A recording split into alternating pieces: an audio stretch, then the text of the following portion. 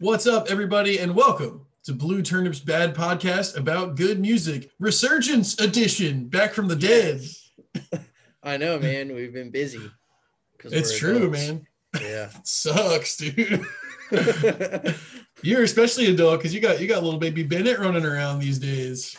Yeah, got a little baby going on 4 months old. Got a puppy.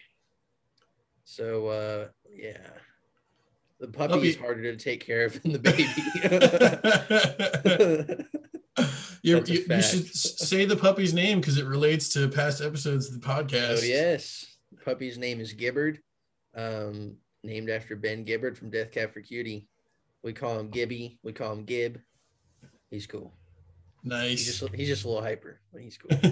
Does he know the name yet? Is he learning? Yeah, sort of. I think just when he hears your voice, he kind of just turns. So. I think you're golden doodle. Anything. Yeah, golden doodle. Really cool dog. He looks more like a golden retriever for sure. Nice. Yeah, man. Sweet. So, I can't believe Bennett's almost 4 months already, man. It's crazy. I know. I showed you, or you saw a video. He laughed for the first time. It was so freaking funny and like emotional. Yeah, he was like, you're making like a gun sound. You're going pew. Yeah, he thought it was so funny, just like a random thing. Like he thinks one thing's funny per day. Yesterday I was just going woo, woo, woo, and that's the only thing he would laugh at. Nothing. He wouldn't laugh at anything else. So he's that's hilarious. Well, nice. Well, sorry if this is the first episode you ever listened to and we're just like prattling on over here, but just to give you an insight to the show. So Brian and I are 2/3 of the rock band Blue Turnip. And we started this endeavor where we were coming up with each of our top 5 albums for every year from 2000 all the way up to 2020. And we said, let's make a podcast out of it. This is pretty fun, kind of cool, interesting information with lots of different kinds of music and stuff going on. Mm-hmm. So today is the 2007 edition of this podcast, and we're very excited to give you each of our top 5 albums from 2007. Yeah, it's a good year. I can't believe we're already this far into it. It's crazy, man. It's madness. Yeah. Little tidbit. This is the 8th year we've done so far because we started with 2000, and this is only the 2nd year where you and I have no overlap. We each have a totally different top 5. Yeah, so we got lots to talk about. Yeah, man. I think the other one was 2003. I think was the other one. Can't remember. But yeah, I think it'll be an interesting trend because we grew up together, obviously. So we listened to a lot of the same stuff. And I think as we started getting older and like living our own lives, I bet our selections have changed quite a bit as the years go on. I'd like to see what happens with that. Yeah, for sure. We'll get to pick out the year when we officially became enemies. We were obviously enemies in 2007. I don't know why. Yeah, what was that? I guess I'm trying to figure out how old I was. Yeah, that would have been the freshman, sophomore year for me. So you would have been like, I was like 8th grade, 8th grade, 9th grade. Yeah. Yeah. There you go. So yeah, 7th, 8th high grade. School. Right. You went to high school and you totally changed. Became a brand new douche. Yeah. Oh, awesome. Well, we're very excited to be back. It's been 5-6 weeks since we've recorded one of these, so this would be a good time today. And speaking of things, it's been a while since we've done. We always like to start off with a little segment before we get into our countdown. And today we are going back to a Blue Turnip song breakdown. We haven't done one of these in 3 or 4 episodes. And today we are talking about track number 3 on our EP Songs from the Root Cellar, which is available anywhere music is found, Spotify, Apple Music, Amazon, wherever you get your tunes. And this is track number 3 from that EP Songs from the Root Cellar, Over and Over. Yeah, this is the first song that we're talking about that was written by the other third of Blue Turnip that's not here for these podcasts, Andy.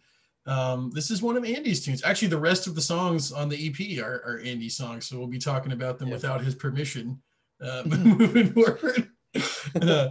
But yeah, what do you have to say about Over and Over, man?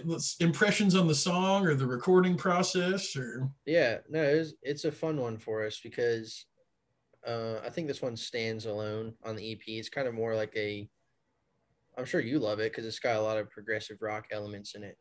Um, I hear like a lot of Pink Floyd in the intro, maybe some Yes in the outro. So yeah, man, it's always been one of my favorite songs to play.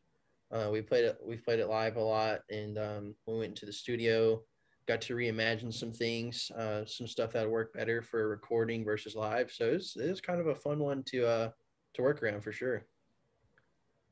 Yeah, I totally agree. And it's like going off what you said about this being one of my favorites. It's definitely like if I only listen to 2 songs from the EP, this is one of them.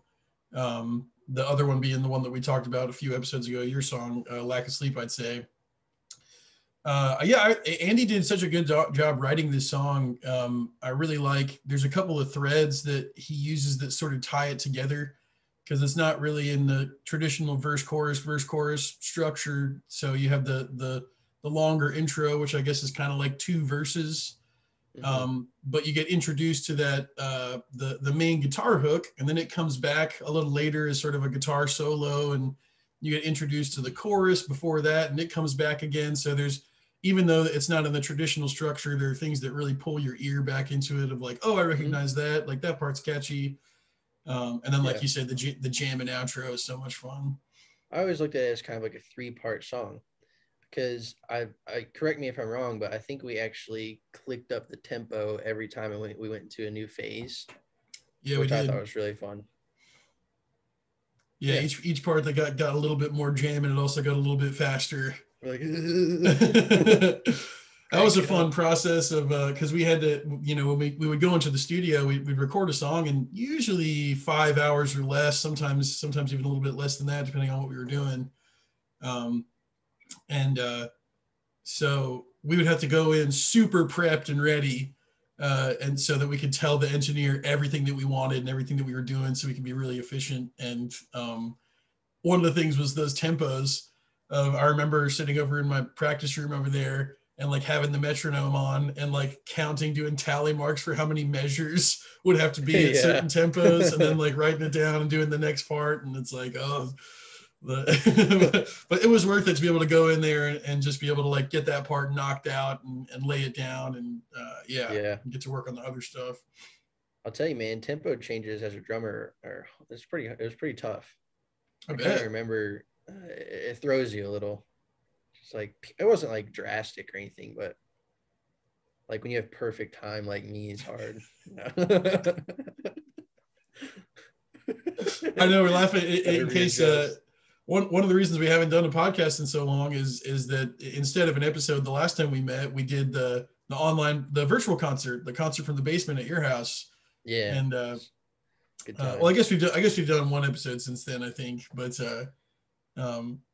I can't remember actually. But anyways, I can't remember either. when we were practicing for that, like there was that one. It was another song from the EP that we'll talk about in a later episode, and Andy and I kept speeding up, and you were like, guys, slow down. And we were like, I think I just turned to you and I was like, you slow us down. You're the drummer, man. That's just like a classic live thing though. Like you always speed up. Yeah. And we don't play with metronomes. Like, I know that's a big thing nowadays, just playing with the metronome. It's no fun, man. Nah. Yeah. So, I mean, we used a metronome when we recorded, but. Oh, of course. Yeah. We just talked about it. Yeah. But yeah, you talked about some of the additions that we made. This is a song that we played live a bunch. And if you're interested to hear, we've got a couple of pretty high quality recordings floating around in unlisted YouTube videos. So if you're interested to hear what it sounds like when we play it live, just throw a comment in the comments below, and we'll send that to you. But some of the things we added those background vocal layers during the instrumentals after the first chorus. One of my favorite layers, one of my favorite things that we recorded and added in the whole studio process was just that 3-part layer back there. It's pretty subtle, but it really adds to fullness there. I think we played this song live with 4 different bass players, if I'm not mistaken. I wouldn't be surprised. It was Tommy, Phil, Larkin, and I can't remember his name. He used to play guitar with us at Faithbridge. I forgot now, but he played with us Ben. Yep. Ben, yeah. So we never, like, whatever anybody played on bass was just always, we were like, yeah, that's cool, that's fine. Yeah. And so we actually had to like write and play a bass line for this one, and somehow that became my job. I don't know why. I'm not that good at the bass. But it came out okay. It came out all right, and especially the end. I got to do that funky stuff, and yeah. And that big organ solo at the end was fun. We used to do that. That's just my favorite part. Yeah, kind of just a short jam we used to play live with like little clavinet bits and just kind of like funky, and then somehow it sort of evolved into that organ solo with those nasty chords and the it was a fun one. It's clearly one of our favorite jams because I think it gets longer and longer every time we play it. We extended it a little bit last time we played it live, if I remember right. Probably, yeah. Yeah, I'm sure everybody loved it. Oh yeah, we're not a jam band, but we jammed that one. Yeah. Have one jam, so it's fine. Yeah. Dude, and I actually remember the last time I remember playing it live, like as a full band, didn't you put some like play a classical piece, or was that a different song? Yeah. That was cool. So a super extended version. Yeah. I think we came right out of that one.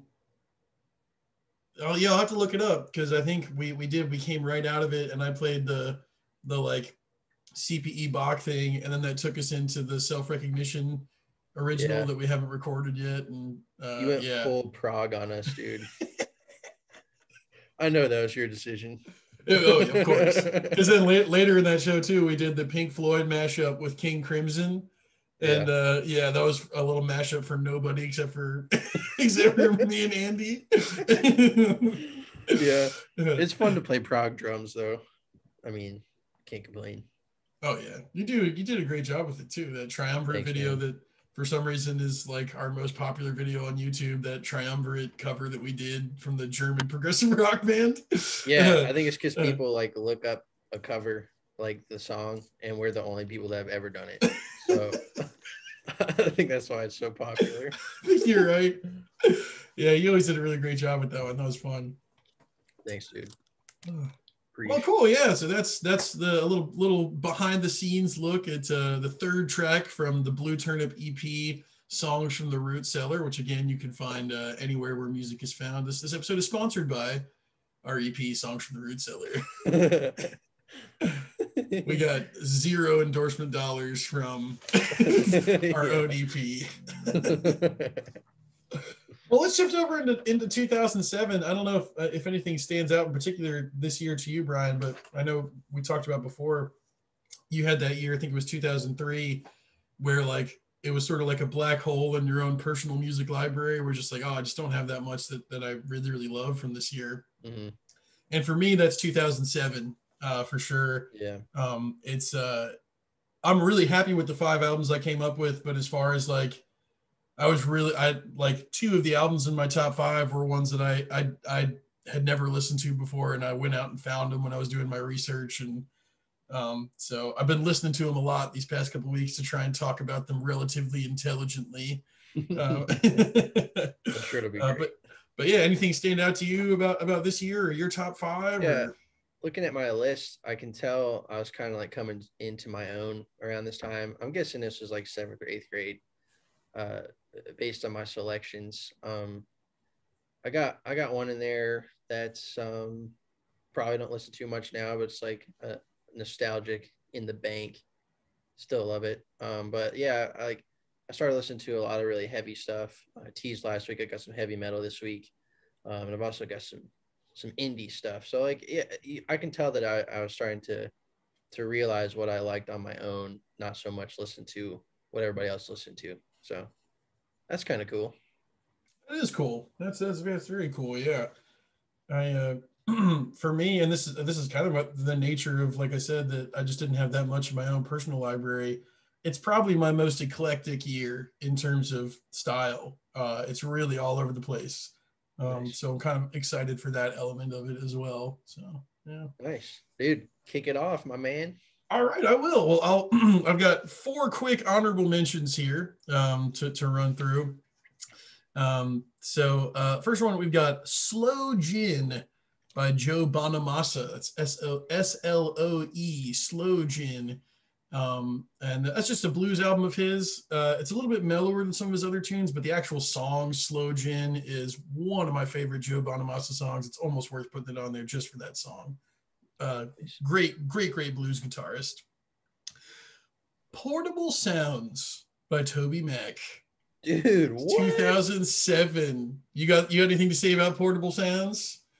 I never really listened to it that much. Really? That was kind of when I stopped my my Toby Mac. I'm pretty sure I have it, but I don't remember listening to that one that much. Yeah. What was the big song in that one? Boom.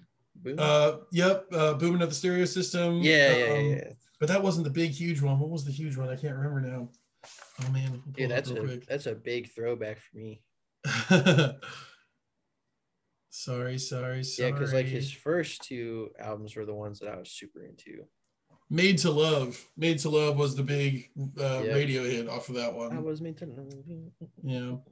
Yeah. Huge sound change for him. And it is the last Toby Mac album that I like and listen to. But my favorite part of it is there's a DJ Talkbox interlude between one of the songs where his friend DJ Talkbox calls him on the phone. So it's good times. That's why it's an honorable mention. Yeah. These last 2 honorable mentions were very, very close to making my list. One of them is The Reminder by Feist. Feist is a very, very popular artist. You may have played her some at WASU. I don't know, Brian, when you were on the radio. That's not ringing a bell.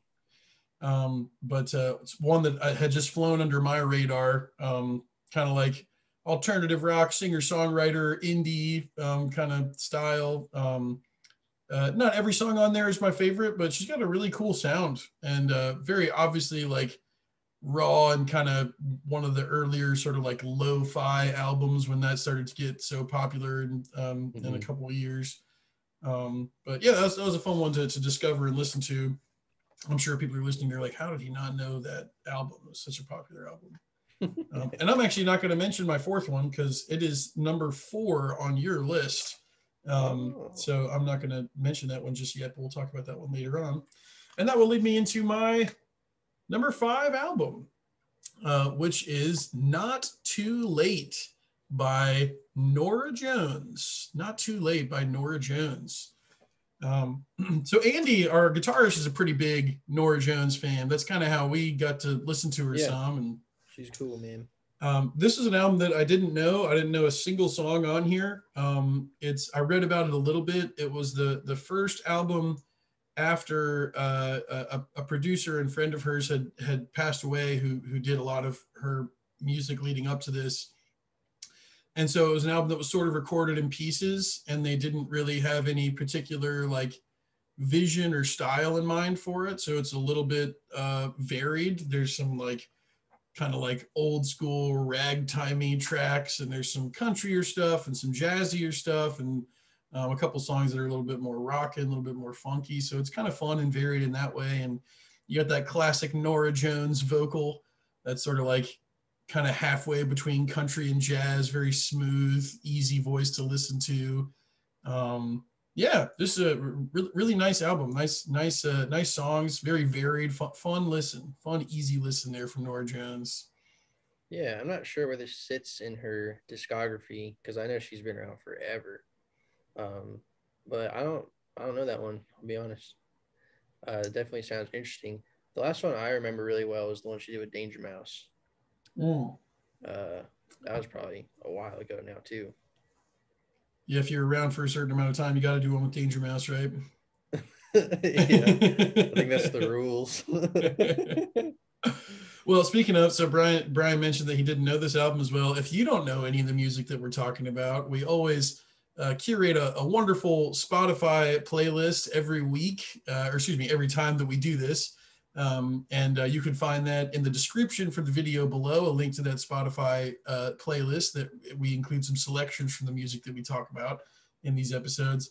I might personally recommend, I'm also throw a YouTube playlist link down there, because we'll create that as well, because 2 of the albums on my top 5 are actually not on Spotify. So if you want to hear the comprehensive top 5 experience, you can check out the YouTube playlist. But if you're a Spotify person, it's got almost everything on there as well. So you can check out the Spotify link too. Those must be some deep cuts. Those ones that are on Spotify.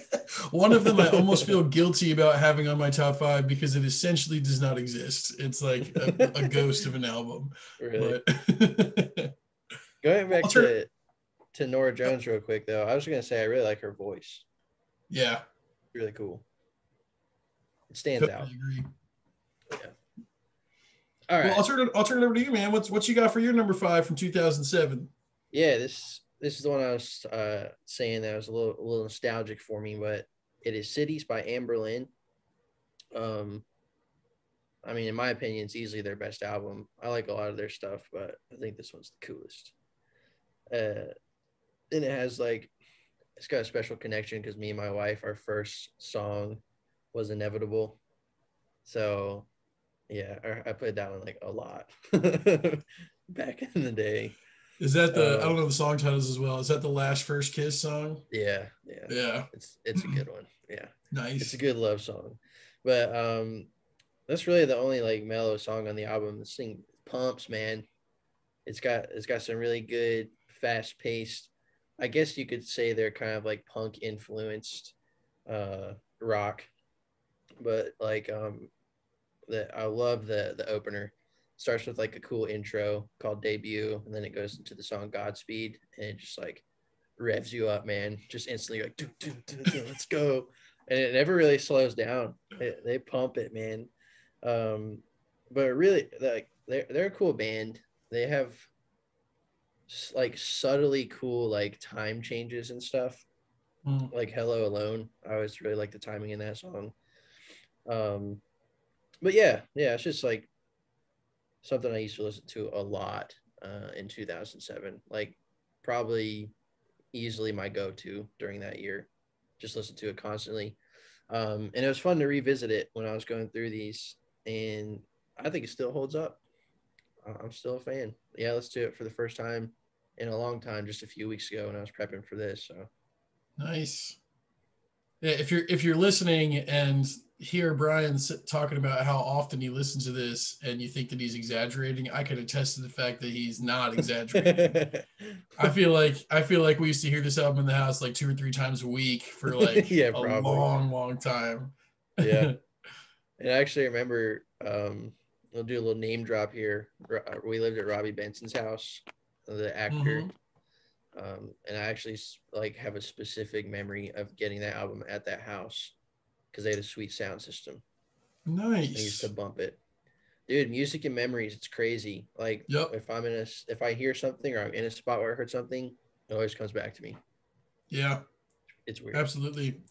Yeah. Yeah, I actually I can't remember if I mentioned Robbie Benson a couple episodes ago or not, but there's definitely albums like that for me where it's I listen to that. I remember that sound system you're talking about, the one that was in the living room, where it had the three CD changer and the big, dude, it was amazing. Amazing. Yeah.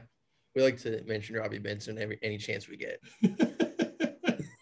For those who don't know, he's the voice of the Beast in the original Beauty and the Beast. That's right. Yeah. I had a history teacher that used to say he was a teenage heartthrob in the 80s. Yeah. And I guess we should probably explain it. We lived in his house because we took care of his dogs. We didn't just live with him in his house. I mean, whatever.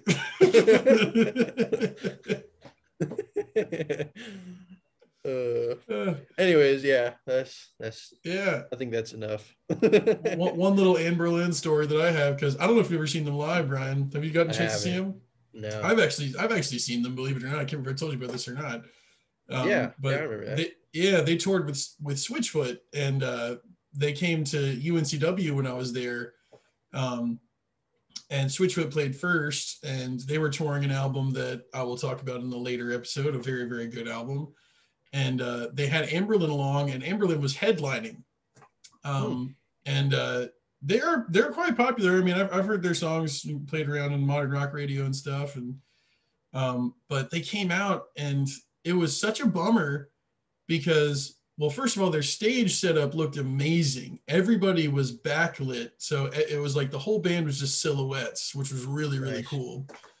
But the mix was the worst live mix I've ever heard in my entire life. Oh, no way. It was literally drums and bass, and that was all.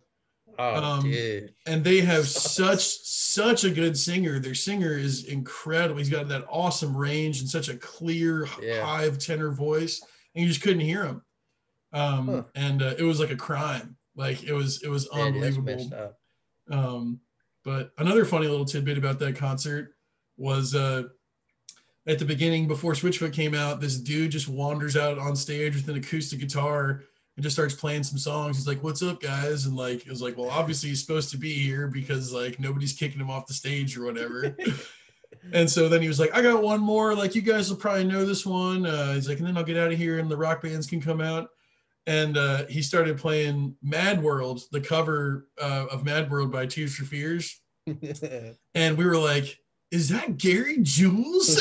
And so we like remembered a couple lyrics from the songs that he had played before, and we were like Googling the lyrics, and we're like, "It is Gary Jules." He was just happened to be there. He was like surfing with Switchfoot for the day or something, and they were like, "You want to come play a few songs at our gig?" And he was like, "Yeah, sure, I'll do it." And awesome, so we ended up seeing Gary Jules come out and play the Mad World cover, and so that was funny. I think the best part about that story is he didn't say who he was. Yeah, I never mentioned it. He's just like played Mad World, and he probably did it on purpose. Everybody's like, "Oh, what a legend!" That's hilarious. That was like peak time too. That was like when Vine, the social media Vine, was like at its height, and that song was like such a meme at that point. It was like in the background of all those videos, and like people went nuts. We lost our minds. But that rules. 2006, the good memories, the good times. All right, well, I'll take it for my number 4. This is not only an album I'd never heard of before, but a band that I've never heard of before. Calling the Earth to Witness by the band's Dark Water. And you mentioned metal. This is some metal. This stuff's pretty heavy. Metal. This is the debut album from the progressive metal band Dark Water. And it's their least popular album, kind of for obvious reasons. It's definitely their proggiest album. It's the least accessible. And it also, like, it has some signs that it's a first album. Like, you can hear some recording imperfections, like some of the guitars and vocals have some hiss to it that you can hear in the background of some of the songs, or some of the softer transitions and stuff.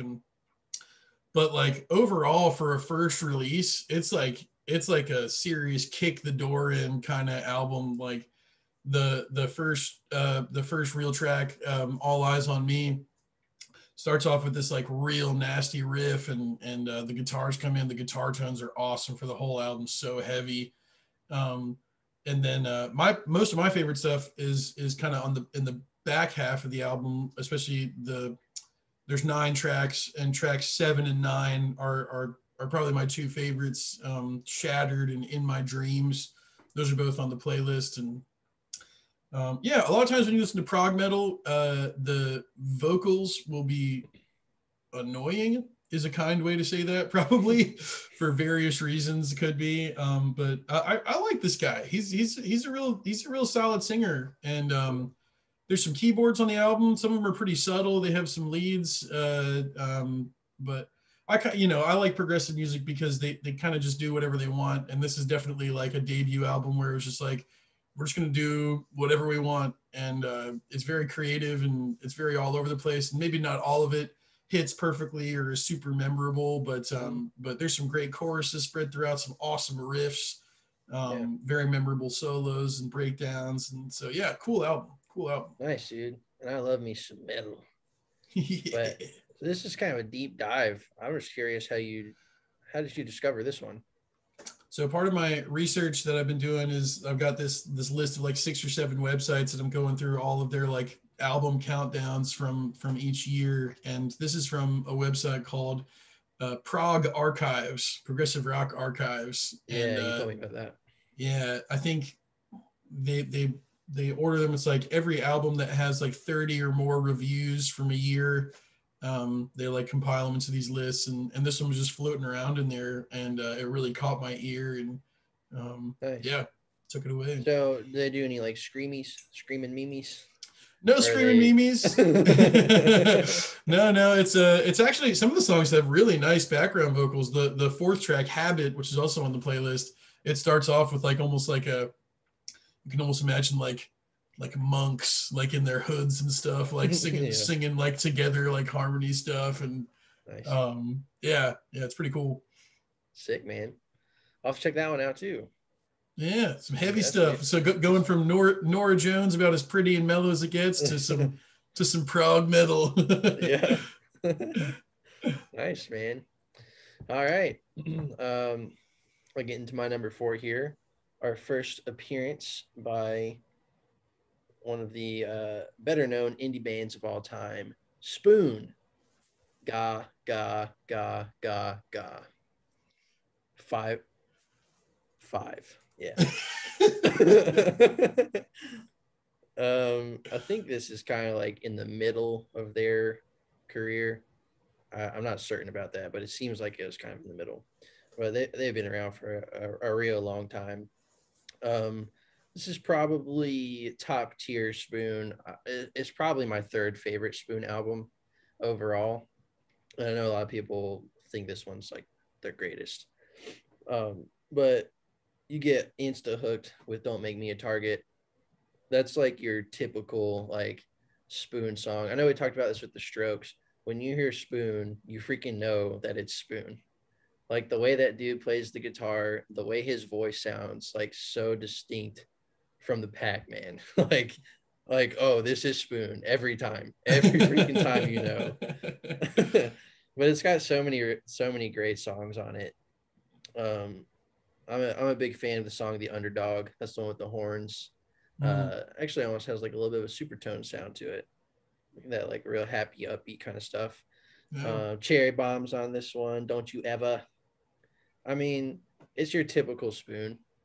And if you like Spoon, it's fun to listen to. And yeah, man, they're just like, I've always liked them. They're not my favorite band in the world, but they're fun to listen to. Yeah. And yeah. And I've seen them live, and they were really good live too. I love that dude's voice. It's so raspy. But yeah, I know you said you had this as an honorable mention. So yeah, I feel like it's like you kind of hit it on the head. I feel like it's like Spoon at their spooniest. It's like exactly. Yeah, it's like as much as themselves as they could possibly sound like. And Spoon, like this is an album like, and Spoon's kind of like this for me, where it's like I pretty much like every Spoon song. If a Spoon song comes on, I will listen to it and I'll jam and be happy. But it's hard for me to listen to like 4, 5, 6 in a row because they start to run for me a little bit. Yeah. But there's not a bad song on this one. It's a very consistent album. And one thing I kind of like is on the 2 albums leading up to this, there always seem to be like 2, 3, 4 tracks that just like go on like a little too long, and you're like really ready for the next song to come, like when the bass or drums just like keep going and like some repetitive, and you're like just like go to the next one.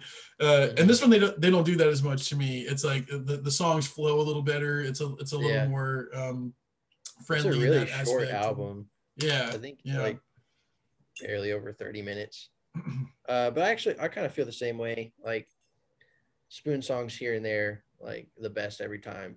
But they like we were talking about their Spoon sound. I mean, they did that. They had that sound for like several albums, so they do kind of run. And the dude, like, it's so funny. I love the way he plays a guitar. It's like this guy doesn't know how to play guitar. He just like makes really loud noises with it. And like every solo is kind of like the same, but like it's awesome. But I love Spoon. They're classic, man. It's fun stuff, man. Fun stuff. And is it a good band name or a bad band name? Spoon. I think it's similar to Blue Turnip in the sense that it's bad until you're famous enough for it to be cool. Yeah, agreed. I think most band names are like that, where it's like that band name sucks, and then like you're a certain level famous, you're like that band name's sick. Yeah. We'll have to do that as a segment one time. Like, is it a cool or a dumb band name? Oh, let's do that next time. Yeah, I'll jot it down so we remember. Yeah, I'll think of some. That'll be and hilarious. we can vote to decide if it's cool or not. 2-person vote. We'll just go with the ultimate decision. Oh man. Anyway, I'll be talking about Spoon more in the future, so I'll let that one sit there. And the next one I'll be talking about is a few years down the road, but it's probably my favorite one. Sweet. All right, dude. Awesome. I'll take it away with my number 3, Little Voice by Sarah Bareilles. Going from Nora Jones to prog metal to Sarah Bareilles, a little bit of pop music going on here. This is an album. This might be the album that I had the biggest 180 turnaround on in my entire life. In the sense of like when that song Love Song first came on the radio and it was just everywhere for that like 2 years. I just like couldn't handle it. It was just nonstop. I remember a friend of mine played it at a talent show and I was like, why'd you pick that song? And now I love that song and I love this album. I've got such an appreciation for Sarah Bareilles and her talent now. And this is this is like her first like real album. It's her debut like full blown album release with a label and stuff. It's really, really good. I mean, you know, for busting out of the gates as a first time like singer songwriter type. I mean, Sarah Bareilles is such a great singer. She got an awesome full strong voice, great vocal range, but some very subtle stuff she does as well. Got some really pretty ones on here, some really upbeat pop ones like Love Song, Vegas, Bottle It Up. Some more bluesy ones like Bottle It Up's a little more on the bluesy side. Many the Miles I put on the playlist is like almost like a tiny bit gospel-y at times. But one thing I'll say about this one, I really hope that this happens someday, even though it's like a real like outside reach. So, you know, Taylor Swift is in the process of re-recording all of her stuff right now. And most of that's like an ownership thing. It's not that she wants to like reinvent all of her music. Right.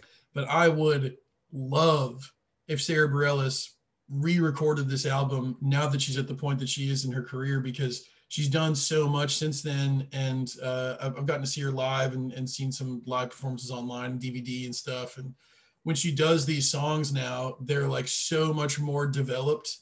Like on her most recent tour, she did the closing song Gravity, and it had like a string quartet and just like all these beautiful background things. And this is one that I would really, really love if she got a chance to re-record some of these songs or maybe re-release this entire album. Would be so cool. Dude, I love that idea. Like, I didn't know if I would be on board with stuff like that, but I'm a big Muse fan, and they just re-released Origin of Symmetry, like the 20-year anniversary. It's remixed and remastered.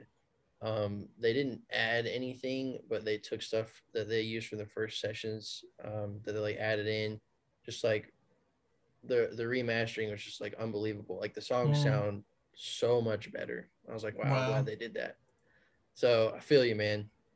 Like older stuff, a lot of times, like either if the artist wasn't at their like full potential yet, or just like it was a bad recording because it was old. I like that. Yeah. So that's cool. Yeah. Question for you though. Yeah. Because Sarah Bareilles gets compared to Ben Folds a lot. What do you think?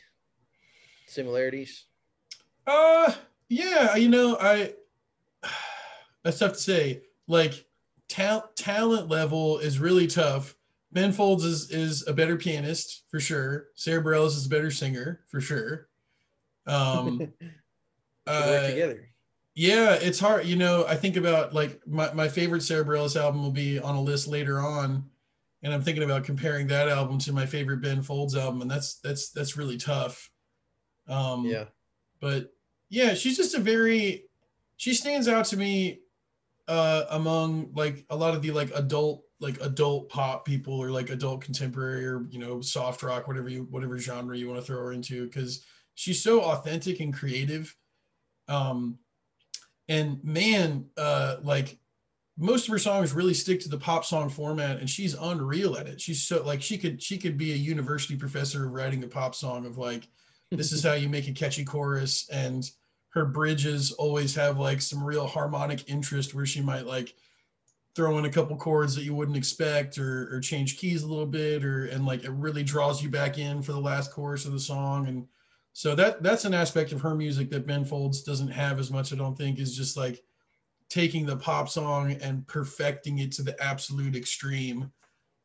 Whereas he might do a little bit more like varying and like outside the box stuff. So in my mind, I've never lined them up like that. They've always been kind of two Sure. separate entities for me, but yeah. No, I thought you'd have a good take on that. So yeah. Thanks for asking, man. Yeah. I try to ask the deep questions. Get you thinking. Well, what's your number 3, bro? My number 3 is Memory Almost Full by Paul McCartney. Paul McCartney has like so many solo albums, and a lot of the times they're hit and miss for me. And this one's a big hit for me. I kind of remember our dad, Andy, getting this album when it came out. I guess the year it came out. And dude, I freaking like insta loved it. The opening song, Dance Tonight, was one of my favorite Paul McCartney songs ever. And I got to see him play it live, and it was so awesome. Such a simple song, but it's so brilliant. Yeah. Like, talk about catchy songs. Paul McCartney's your man. Whew. And Dance Tonight, fantastic. And this album's super eclectic. It's got a bunch of like really weird like filler songs. Just like, classic Paul McCartney. Like, he can do anything he wants and it's cool. Yeah. And it's also got some really interesting songs. I always like to point out Mr. Bellamy. That song's so weird. It's awesome. And yeah, it's freaking sweet. It's so awesome. I don't know what to say about it. Song. Now I'm talking about it, I don't know what to say. It's just such a cool song. And then you got like your classic McCartney, like vintage clothes. It's just like it. I just love this album. Yeah. And yeah, like I said, he's got so many solos, but this one always stuck out for me. Yeah, man. Yeah, I'd say I think you nailed it. I think that Dance Tonight and Mr. Bellamy are the two best songs that he wrote of this decade, of like the 2010 decade. Yeah, they're so good. Such great songs. And so different. I mean, like you said, showing off his strength of like, here's the pop ditty that you never get tired of. And then here's the super artistic, like really creative, like kind of interesting little character piece. And yeah, such a talented guy. Yeah, it's just so amazing to me. Just like anything he touches is pretty much sweet. Like do you know Ram? Like his older, it was like from the late 70s. That was one of my favorite ones. Yeah, I know a couple songs from it, but I've never listened to that one all the way through. Yeah, I always thought this one was kind of like a more modern day Ram, because it's so eclectic. And it's interesting because a lot of times people don't like it until like years down the line, which is stupid. The cult stuff, man, it's cool. I'll mention because it's interesting. So I think between you and me, so I've talked about one McCartney live album, and you've mentioned this one now. I think between us we have 4 or 5 Paul McCartney albums on our countdowns, and you and I did not pick any of the same ones. There's zero overlap in our McCartney choices, which is like he's to so me versatile, man. Yeah, I was gonna say it's such a testament to like he's closing in on 80 years old and he's still changing, and he doesn't want to just do the same thing over and over again. And sometimes it lands for certain fans and it lands for other fans. And I just love that he's still doing different things and being creative. And like, I mean, he owes nothing to nobody, you know, he's just doing it because he loves it. And such an inspiring genius of a person. I could just go on and on. I sometimes when I start thinking about Paul too much, I start crying. But dude, he's the greatest. Yeah, it's like, it's just so sad to me that you said, is he 80 now? I know Ringo just turned 80, didn't he? So he's probably like 77, 78, something like that. Let me check. So it's crazy, dude. I don't even like to think about that. Yeah, no, he's 79. Yeah. And he just never, like you said, he never stops. Yep. You can and I hope he never does. Loves it. He freaking loves it. So, yep. I can't believe that album's from 2007. Everything he does, he holds up so well, too.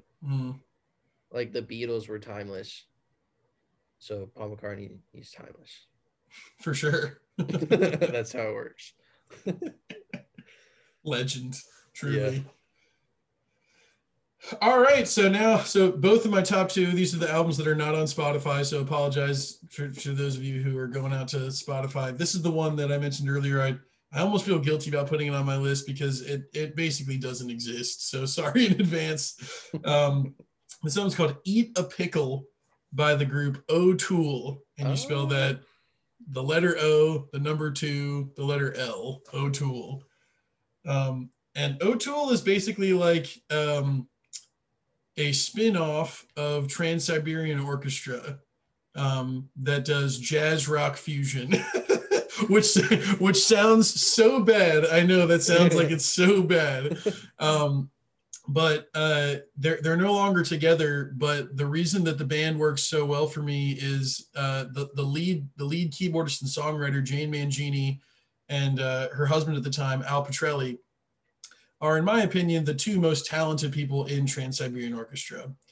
And they get to do this side project together where I absolutely adore Trans-Siberian Orchestra. You guys know I've talked about them twice on the podcast already. But that's definitely a band that has like some constraints as far as like style and like what you're going to hear when you put them on. And O'Toole, just like all of those constraints are like totally gone. It's like they just do whatever they want to do. And this is a good long album. It's 17 tracks. It's a mix of originals and covers. And it's the only O'Toole album that has vocals. And it's such a shame that you can't find it anywhere because the vocals are awesome. It's Kelly Keeling and Tommy Farisi, and they're both very different singers. One is a high, strong tenor, and the other one's a real gravelly baritone. And they do lots of harmonies and trade leads together and mix that in with like the amazing jazz blues piano, Jane Mangini, the ripping guitar of Al Petrelli, lots of quirky, funny stuff. It's just an absolute blast. And I will say, even though it's not on, you can't buy it as far as I know. It's hard to find proof of its existence unless you literally Google Eat a Pickle O'Toole, and then you can find that it was an album that was released at one point. But I owned the album, and so I put the whole thing on YouTube, on my YouTube channel, which is the YouTube channel that we post on here. So if you're interested, you can poke around my YouTube channel and listen to the whole thing. And I never ever do that because I don't want to like post artist stuff for free anywhere. But like with that one, I was like, somebody's got to put this out into the world. And every now and then, like every 2 or 3 years, I'll get a comment on one of the videos that's like, I can't believe you have this. Like, thank you so much for posting this. And I'll be like, yeah, man, that's why I put it out here, because nobody in the world knows it exists. But yeah, Eat a Pickle by O'Toole. No, dude, I'm glad you put it on YouTube. That reminds me of like, I've talked about this so many times, but Eels is my favorite band. And before Eels, he was just E, a man called E. and he did 2 solo albums, and you can't find them anywhere. And somebody finally put it on YouTube last year. Dude, I was so freaking happy. So you probably made a lot of people really happy by putting it on YouTube. And like I found a copy of his second album on Amazon for like $800. I was like, no. So if you ever need some money, you could probably sell it. I could probably sell on it eBay for like $1 million. How the heck did you even get it? Like, I guess I was just a huge fan, and I followed them on their website and stuff. I still remember the animation they had. It was like a pickle truck like backed onto the screen of the computer, and it had the album title on it and stuff. And yeah, I just ordered it from their website and got shipped to my house. Dang. But I remember it. I remember it pretty well, actually, because I remember you used to listen to it, and I still specifically the stir it with your finger. That's what she says at the beginning of the first song. Yeah, that song's a jam though. Yeah. Sweet I remember there's a couple that I really, really liked. A couple of instrumentals, but I don't know. I'll have to go on YouTube. I love them. Else. Little tidbit that no one would care about, so it'd be perfect for our podcast. They do a cover of an old blues song called "I Can't Stand the Rain," and I sang it as an audition for the one singing competition that I ever actually did. I made it to the finals, but I didn't place. But whatever are you gonna do? But I impressed those judges with that cover of Rain that I did just exactly the same as O'Toole did. So sweet, man. That was fun. Shout out to O'Toole. Yeah, man. Never forget. Lose my pillow. Take it, bro. Take it for the number 2. All right, taking it to the number 2. This is Avenged Sevenfold by Avenged Sevenfold. The metal. Bringing in the metal. I'm like a secret metal head. I freaking love heavy metal. Avenged Sevenfold is my favorite heavy metal band. And this is my favorite heavy metal album. Easily. It's just awesome. It's so heavy, but it's so like beautifully crafted. You know what I'm saying? Like the cool thing about Avenged Sevenfold is they're not just here to like scream and hit power chords like in your face. Their songs are so well thought out. All their musicians are so freaking talented. The singer is unreal. They've just got like this great sound. And this is the last album that the Rev played drums on before he died. He plays like he's got like some songs he plays drums on in the one after this, but this album's got some of the best drums I've ever heard on it. So it's pretty cool knowing like this is his final album, and like the dude's just on another level. And I listened to this album a lot, like more than a lot of things I listened to.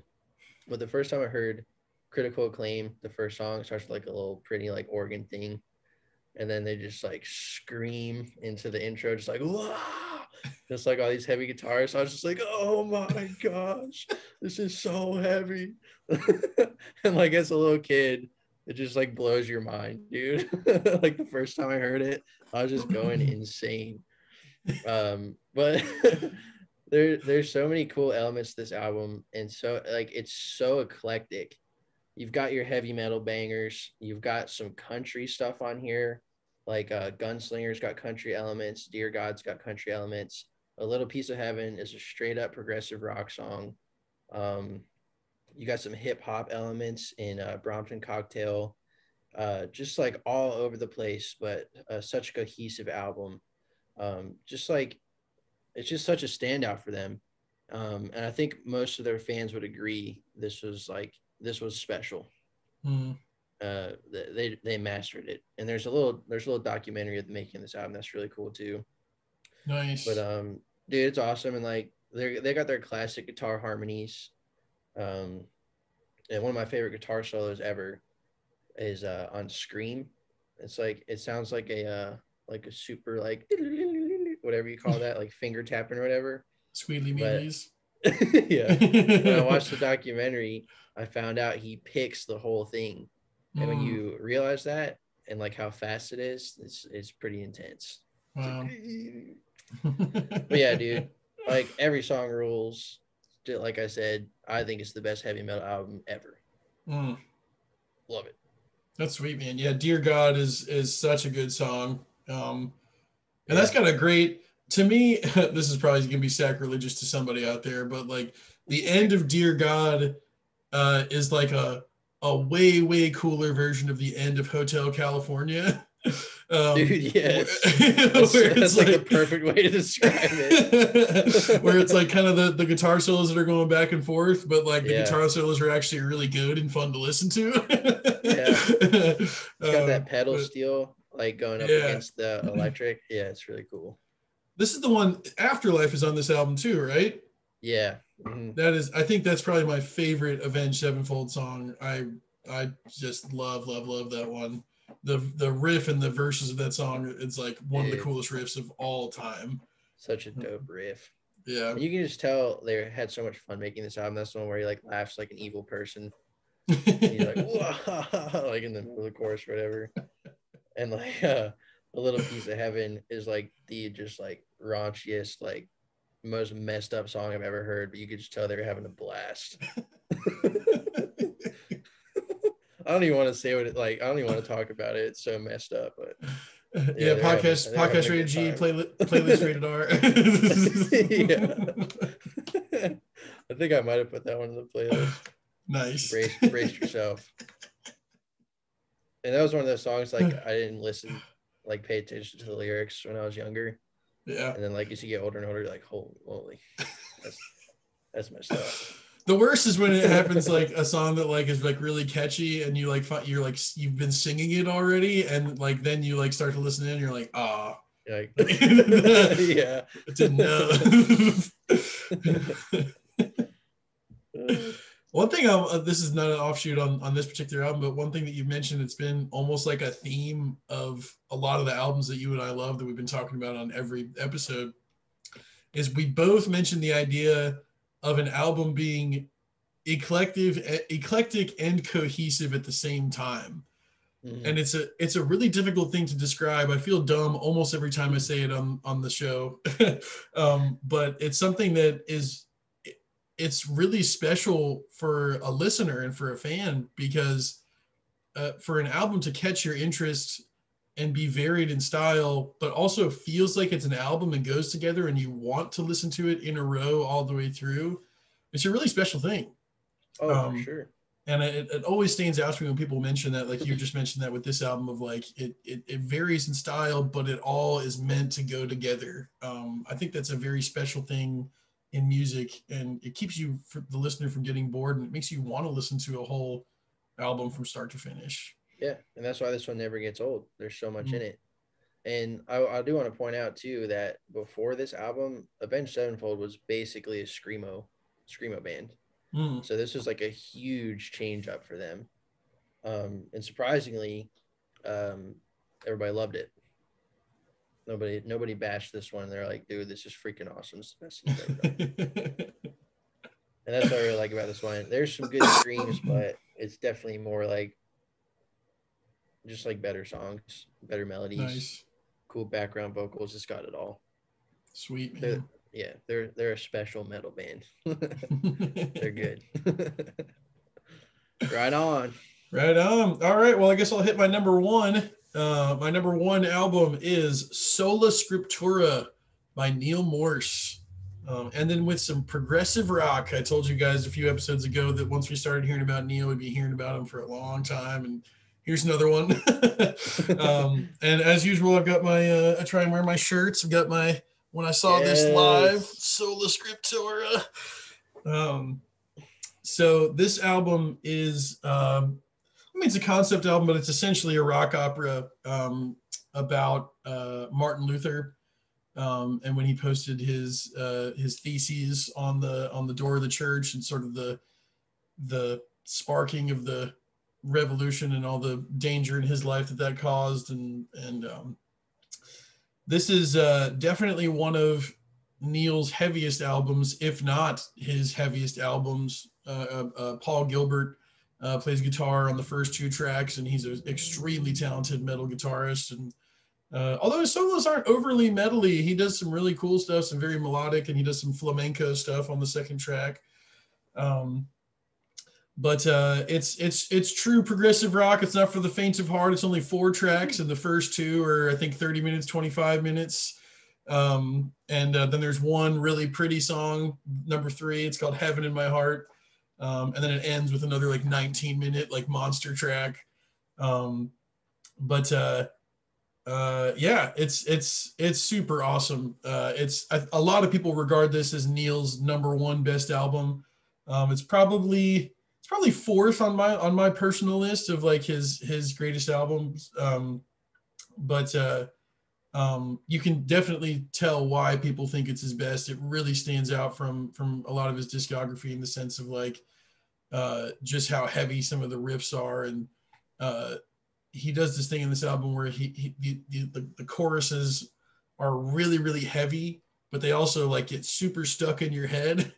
And sometimes the words are really funny to sing if they get stuck in your head. Like one of them is "In the name of God, you must die." And you like find yourself walking around the house singing that, and you're like, "Oh, that's kind of silly, isn't it? It's kind of funny."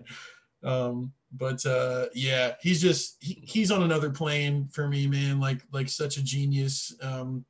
Like we talked about Paul McCartney earlier. Like Neil Morse is right up there for me, man. In that upper echelon of just like guys who've done so much and just never get tired of being creative. And something that stood out to me just while you were just talking there, you said this was like 4th in your Neil Morse like rankings, but it's number 1 on your 2007. That's how you know you got a good artist, dude.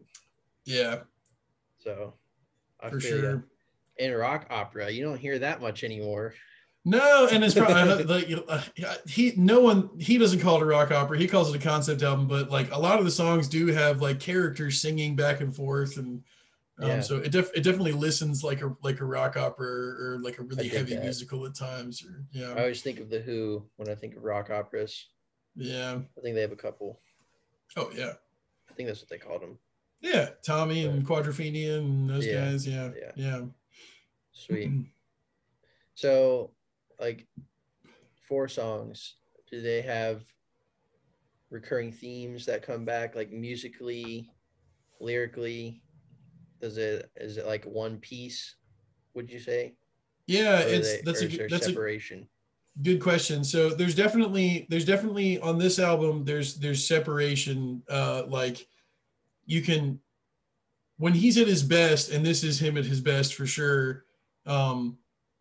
It flows so seamlessly. Like when you listen to it enough, you can hear sort of like where the song breaks are, like where there's a transition from one into the next. But it flows so seamlessly that you don't really notice it.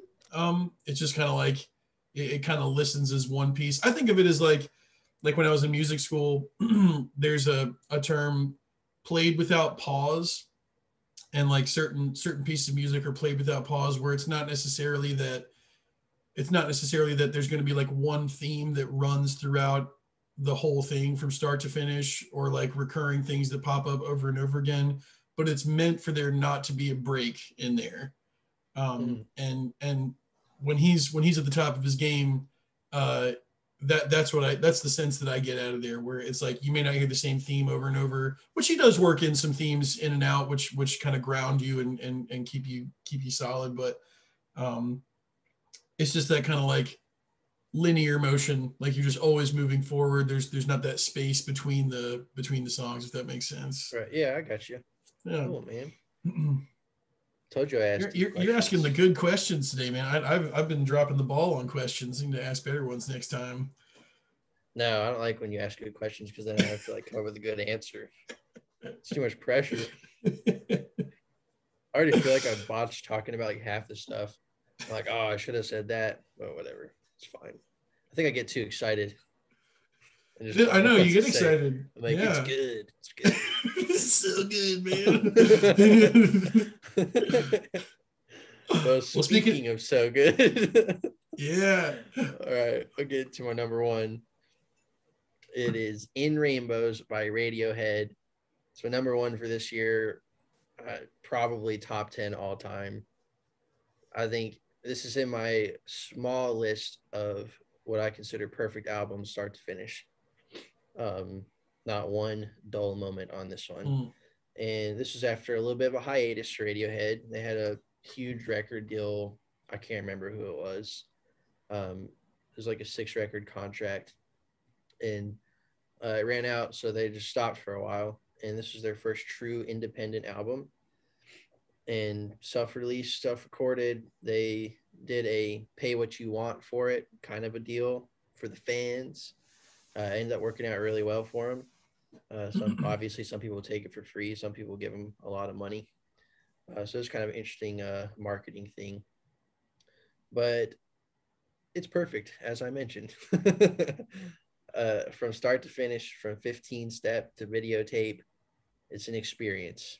And it's just got this sound, man. It's just like a haunting, just like beautiful album. Some of my favorite Radiohead songs of all time. Weird Fishes, it's like top of the line for me. Super weird, like electronic stuff, but like balanced really well with the other instruments. And the thing that stands out to me the most for this album is Radiohead has 3 electric guitarists, which sounds like it would never work. Like this is like when there's like a worship band like at church with 3 electric guitarists, it always sucks. Like, Radiohead has 3 electric guitarists who all know their roles. They never step on each other's toes. You've got like your rhythm guy, you got your lead guy, and you got like your dude who does like the cool filler stuff. And on this album in particular, they work together so well, and it really truly carries the whole thing. And it makes for like these really, really unique songs. Like when you think of Radiohead, you think of Tom York, but when I think of In Rainbows, I'm like, this is a band who works so freaking well together that it's scary. And like I'll just the vocals, the melodies, everything. The Radiohead's just like all their songs are always so unique. There's no band that sounds like them. So yeah, the In Rainbows, like, is one of my favorite albums of all time. I hope I did it justice. Oh, for sure, man. So I did not know that about 3 electric guitars. Is that true of their entire discography or like a whole section? Wow. Yeah, from start to finish. Is Tom York one of them, or is he just like the front man? Or yeah, he plays electric. Ed O'Brien plays, and Johnny Greenwood's the lead guitarist. Okay. And they're all phenomenal in their own way. So that's interesting. I know, because when I think of Radiohead, like so much of what drives their sound are the like keyboard and electronic elements. Yeah. And like for a band to have that many guitarists that all feel happy with their role and what they're contributing, that, like you said, that's got to be a pretty special like a very good community that they all feel good playing together and doing what they're doing. And oh, for sure. And it can be a tough thing to do. Like as a drummer, sometimes it's hard to just sit there when you don't need drums for like a couple minutes at a time. So you have to have a lot of patience, but like you just know what you're adding is making like a huge difference. So yeah, I always definitely admired that about them. And they performed this entire album. One of my favorite YouTube shows ever is called Live from the Basement. They do In Rainbows, and they're like, to watch it live is how I really discovered how amazing they work together. And they're like one of those bands that sounds perfect live. It's not fair. Of course, yeah. Yeah. But yep. I love it. I listen to it constantly. It's freaking brilliant, man. Awesome. Cool album cover too. Yes. Very cool. You got a couple cool ones, because the Avenged Sevenfold is a cool album cover. Memory Almost Full is a really cool one too. Cities is a really cool album cover. Yeah, that's true. Yeah, mine's not as cool. Look at yours. Like, they're not as cool of a batch. I was looking at Sola Scriptura is a pretty cool, and that's a nice kind of eerie cover. But Oh, I see that I am talking alone. Brian has temporarily frozen, but we're here at the end, so we'll keep riding. Oh, there you go. I'm back. That might have been on my end. I know I have some internet problems from time to time. My internet's unstable. I thought you froze, but did I freeze? Oh, you're good. You're good. If they made it this far, they're cool with this. I'm sure you covered me, so. Well, I think it's a good ending point. Let's wrap it up. So we'll recap our top 5 from 2007. My top 5, we had Not Too Late by Norah Jones, Calling the Earth to Witness by Darkwater, Little Voice by Sarah Bareilles, Eat a Pickle by O'Toole, and Sola Scriptura by Neil Morse. And for Brian, we had Cities by Anne Berlin, Gaga Gaga Gaga by Spoon, Memory Almost Full by Paul McCartney, Avenged Sevenfold by Avenged Sevenfold, and In Rainbows by Radiohead. Another great episode, my man. Another great episode. Yeah, that's fun. Well, I know you're the teaser master. You got any teasers for 2008? Looking at my list, trying to come up with something smart. No. I didn't really have anything. I had like 3 teasers for 2000. I was looking at mine too, and I got there's two of the albums on my top 5 for 2008 are debut albums from these bands. Okay. And one of them is probably one of my top 2 favorite albums from the past 12, 13 years. It's like one of my top 2 albums. Yeah, it's really, really special. So I'm excited to talk about it. Nice. Yeah, I wish I could think of something, but I can't. Sorry. Oh, sorry. I put you on the spot. I jinxed you by. No, I should have been ready because I always have something, but I suck. Well, everybody, thanks for listening. That was another fun one, man. Yeah, good times. Yeah, good times. Well, tune back in next time. Take a listen to. We'll talk about our top 5 albums from 2008, and we'll talk about band names and decide whether they're cool or not. Definitively, we'll make the whole decision about it. This is gonna be so fun. And if you're interested in Blue Turnip and what we do and what we're all about, you can take a look on this very same YouTube channel. We did a concert last month, or a couple months ago now, I guess it was, and we did Live from the Basement, just like Radiohead. And it was just as good as Radiohead. And we talked about our song Over and Over from our EP Songs from the Root Cellar by Blue Turnip, which you can find on Spotify, Apple Music, Amazon, wherever music is found. Give us a try. What's the worst thing that can happen? You give us a try, you press play, it's great. Just don't hit the thumbs down button. That makes us no thumbs down. Well, thanks so much for listening, guys. We hope you had as much fun as we have making this, and we will see you next time for 2008. All right, see you then.